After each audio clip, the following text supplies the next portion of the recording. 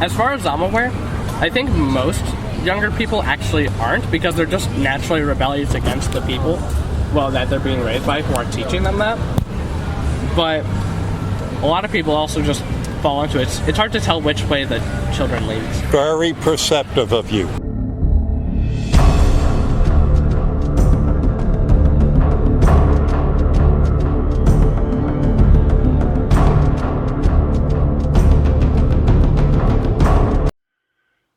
You know, I suppose that most of you have figured out that at the heart of things, I'm kind of a fatalist. But I can't figure out how to stop fighting. I see no reason, the fact that that why we should. And I guess it's an old adage, I don't know if I can change this world, but I'm not going to let it change me, kind of deal. But the kids you're going to meet right now kind of prove me wrong. And I'm not upset about that at all. Over this past weekend, it starts out with this teacher who, I guess, brought his whole class to New Orleans. And all the kids I met from his class were great. They were not caught up in the BS. This guy's obviously doing the right thing. And one of the students that came back around and talked to me brought up a theme that I've been pushing for a long time, is the fact that young people, especially the younger ones, I say between, 14, 16, 18, that have grown up into this liberalism are rebelling against it out of just natural inclination of the youth rebelling against whatever they grow up into. And this kid just reaffirmed it. He said it himself, so I thought that was pretty cool that, that he brought that up. And then the mom and the kid at the end started out looking at my 9/11 poster, asking questions about that. I mean, just what? You talk about perceptive and just a kid that was stone cold into looking for the truth. My only regret with that last one is the last couple is I think I went too far, but when I get get someone out there that is receptive to the information, I have a tendency to just try to jam as much of it as I can in the short period of time that I may have, and sometimes that I overload it, but still I think they're capable of handling it, and if they look into some of the things that I brought up, I don't think they'll be lost on it. So anyway, I hope you enjoy this. I certainly enjoyed meeting these young people. It helped me out a great deal and gave me some hope. It was a nice light in this darkness, because God knows we keep on hearing of every good story we hear half a dozen bad ones, and still one good story we hear is the one that keeps us moving forward, gives us the hope. So if you like it, you like it. If you care, you share. And if you can contribute. There's ways to do it. Just look out of the description box. And it's badassunclesam76@gmail.com for my PayPal. Or, just, if you can, please. It'd be really helpful if you can contribute. So thank you very much. And I'll see you on the flip side of this one. My fellow history teachers. Where do you teach? In Arizona, north of Point. I talk to a lot of educators out here, and I swear when I speak to, of course I've had my attract conservative, and it's like, I hear it's like being in a fight club, the fight club. You just gotta, the curriculum that's being pushed on you is insane. Well, our curriculum is expeditionary learning. We take like race or gender, or different types of power. That's what we teach. We don't teach the standard curriculum. Good. So, yeah, which one do you think he liked? The pink one. The pink one? Yes, get the yes, this one right here. It says Zinni written all over it. Yep. There we go. He's gonna hate it. Oh yeah. That's a get out of jail free card for Hillary Clinton. It's good for any crime in the world. That's to Zinni too. There you go. And I need one for my skeleton. He gave me a deplorable shirt last year. I want one of these camouflage. Let me get this one. Oh my God, you're gonna get yelled at. By who? Everyone. Nah. Sophia. Nah, they don't. Liberals. Sophia. I make them think. Amen. I make them think. Amen. That's your job, isn't it? Yeah, I just make them think. I make y'all think, right? I know you're a Democrat. Bullshit. All right, sir. Thanks, man. Thank you. You men of your age, young men, not caught up in the lies they try to feed you.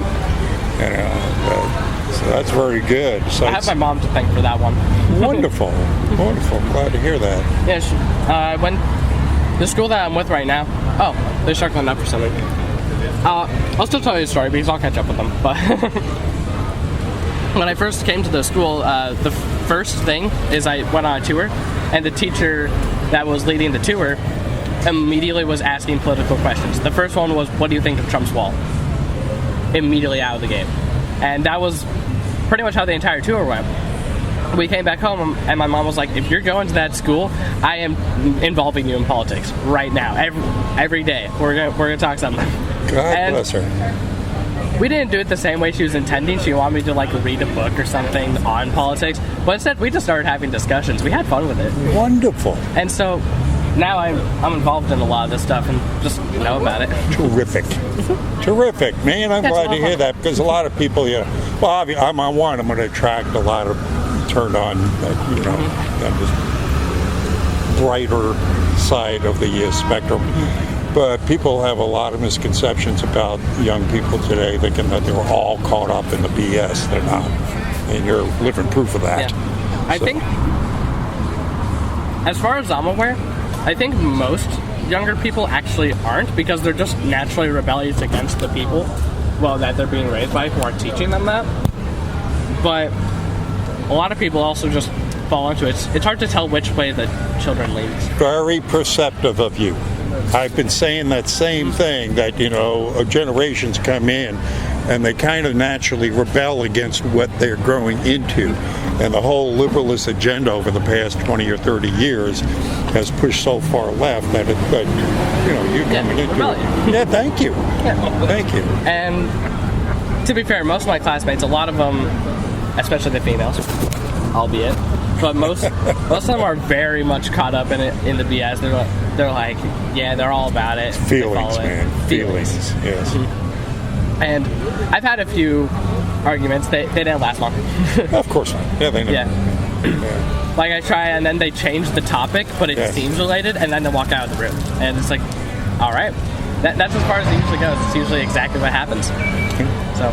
Yeah, well, that's most of you them. just wrapped up my whole shtick out here. I mean, if you go, you'll see on the back of that card, I have a YouTube channel. And so, a lot of my conversations out here, I video, put out there. I have to go. All right, it's a pleasure. It was. Will you be out here tomorrow? God willing. All right. I'll probably see you. I hope so. What building is this? That building is building number 7, called the Solomon Building, or WTC 7, and it was the third building to fall in New York City in 9/11. They don't talk about it. I was going to say, I've never heard of it. So you think it's the government that had to do it? The government's a monolithic thing. It's beyond the government. I say it was the deep state. I think it was entities beyond our government other government agencies and people were involved. It goes beyond that. But building number 7, from where we're standing, from the Twin Towers, was from here to the other side of the French Market. And it was 47 stories tall. It housed all 16 of our intelligence agencies and the mayor's emergency bunker. It was a fortress. And outside of the Pentagon, probably one of the most secure buildings in the world. And it fell. No plane hit it. Nothing hit it. At 5:20 in the afternoon, it did this in 6 seconds.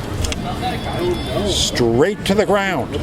Now I always knew like the like Al Qaeda or whatever probably had something to do with that, but I always figured it was some of our people had to do something, with whatever. That is the truest thing ever. They lie.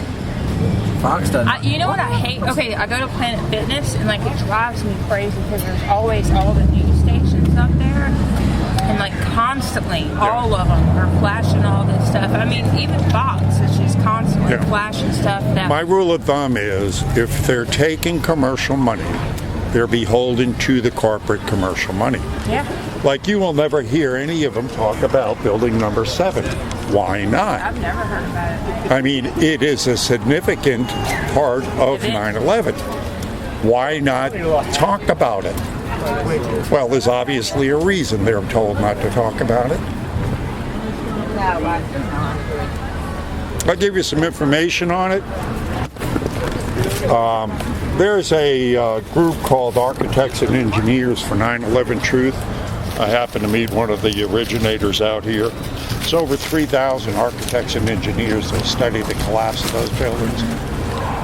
They have sworn on a stack of Bibles, signed their names to a petition saying those buildings came down by controlled demolition.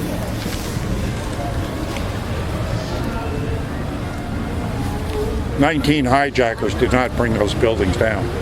Matter of fact, they found many of the hijackers were still alive after the fact." Wow.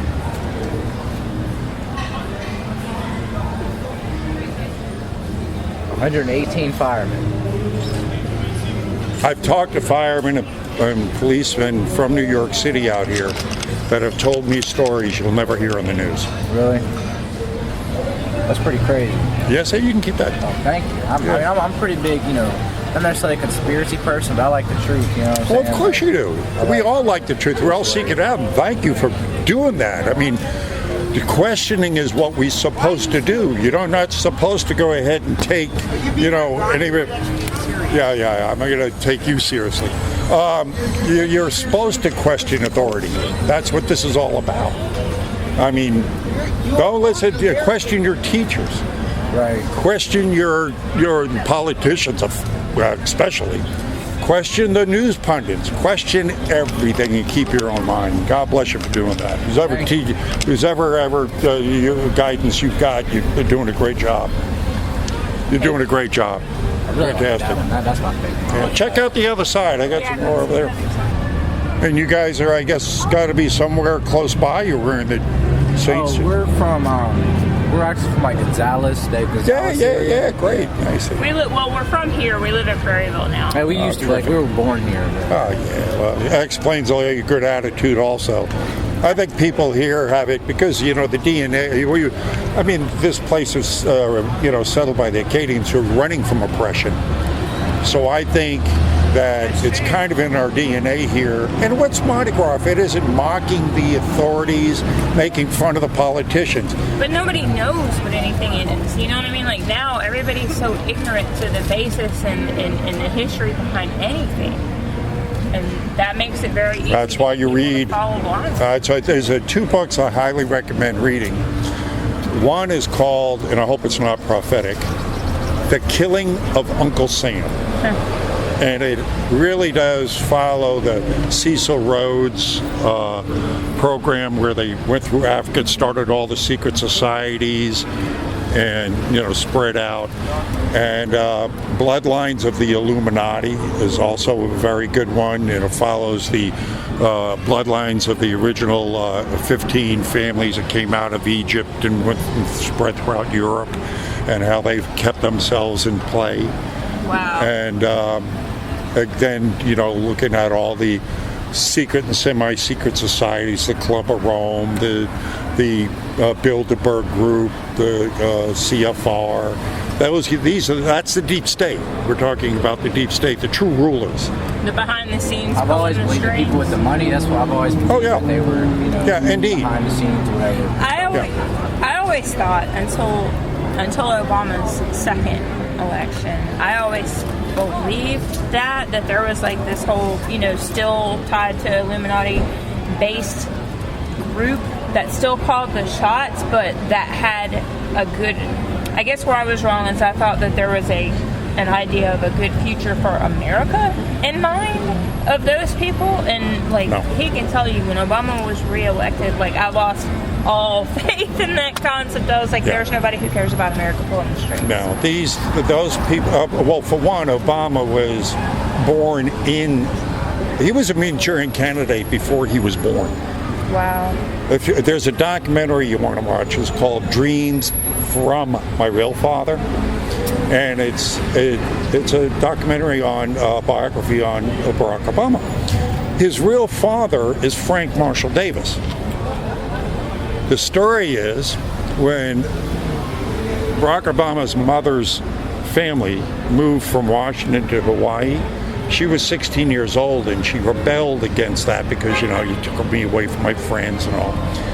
So when they got to Hawaii, she started dating Frank Marshall Davis. Frank Marshall Davis was one of the top communists in the country at the time. Her father was a CIA agent. Well, Frank Marshall Davis was also a pornographer, and he was taking pictures of her naked, selling them to men's magazines, and he got her pregnant. Well, he couldn't have his daughter marry one of the top communists in the country. He approached Barack Obama Sr., who they knew wanted to get into Harvard but didn't have the grades. He said, "We'll get you into Harvard, marry my daughter." And that's why after 2 months he split. It was an arranged marriage. That's kind of a hard one to swallow. But if you watch the documentary and see the pictures of Barack Obama next to Frank Marshall Davis, they are identical. You cannot deny that that's his father. And then you have Barack Obama in his own biography that said he was raised by Frank Marshall Davis. That Frank Marshall Davis was his mentor. And then you get to see him sit on the same couch. I guess that could make sense, lining up with his agendas, but so did the other guy. Well, that's it. His agendas too. So. Well, that's the point I'm trying to make.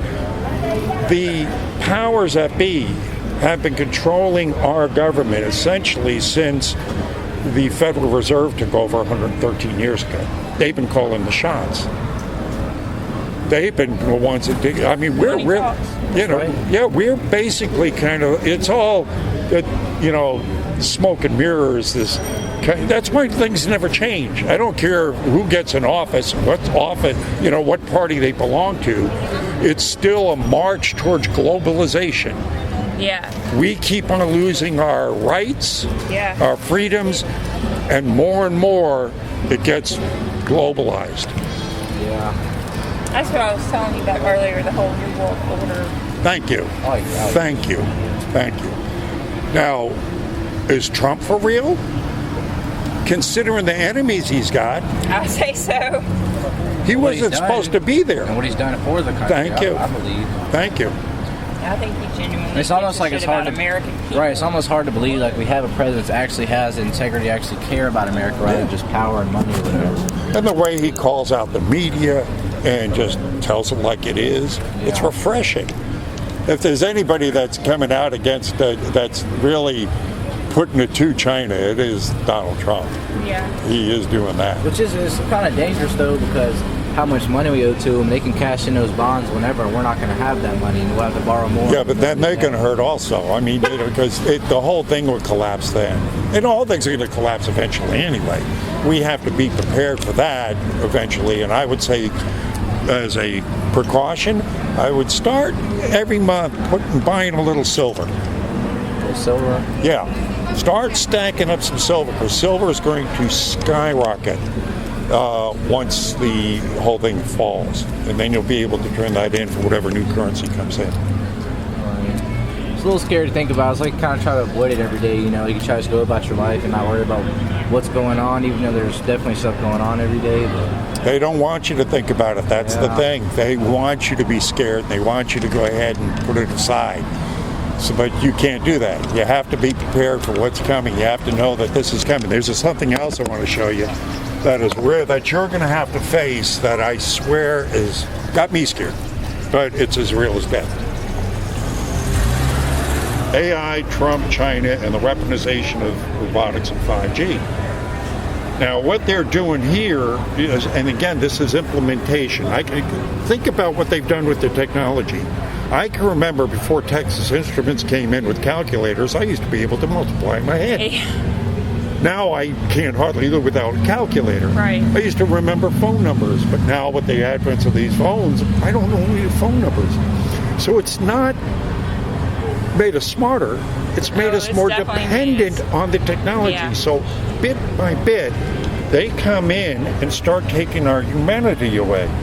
And now with the weaponization of drones, they're going to have like weaponized insects. How do you fight against that? These things are going to have facial recognition that'll be able to go ahead and find their enemies flying through the... Yeah, I don't doubt the possibility. And now they've got it where they're going to have this new 5G that's coming in is actually going to be able to hook directly into our human genome network, like Wi-Fi hooks into our computers. So it'll be bypassing. It'll go directly into us and be able to hook up with our brain frequencies and be able to start controlling our very thoughts. That's coming in, and they want to have it implemented by the year 2030. why? Control. Right, I mean, it's like a- I've wondered for years, like, why people are so okay with all these gadgets and They wean us everything in their house that are constantly Well, have you constantly pick up any and every conversation. Have you seen iRobot with Will Smith? Yes. Is this like that with the robots Yes. coming in? Yes, but You even didn't more get so. enemy of the state long before that. Yes, exactly.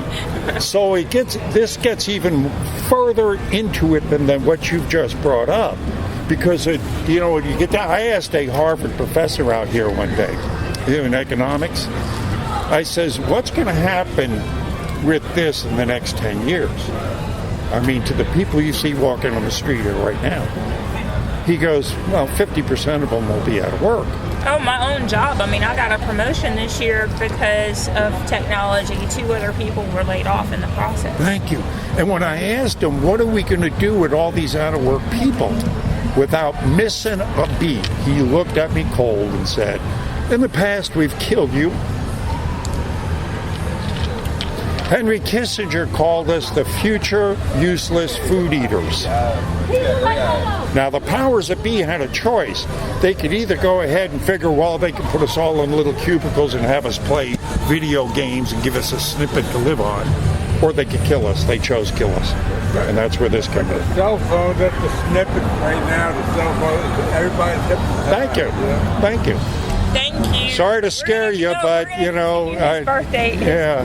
Well, God bless you. Here's a get out of jail free card from Hillary Clinton for you. It's good for want any a crime in the picture? world. You can take a picture. I don't want any that number in my camera roll. But check my YouTube channel in the back. You'll see some of the interviews I've had out here with some people that are quite eye-opening, especially with 9/11, with some of the people I've talked to from 9/11 and whatnot. All right. Yeah. Cool. Thank you. Thank you very much. You're doing a great job. God bless you. Thank you.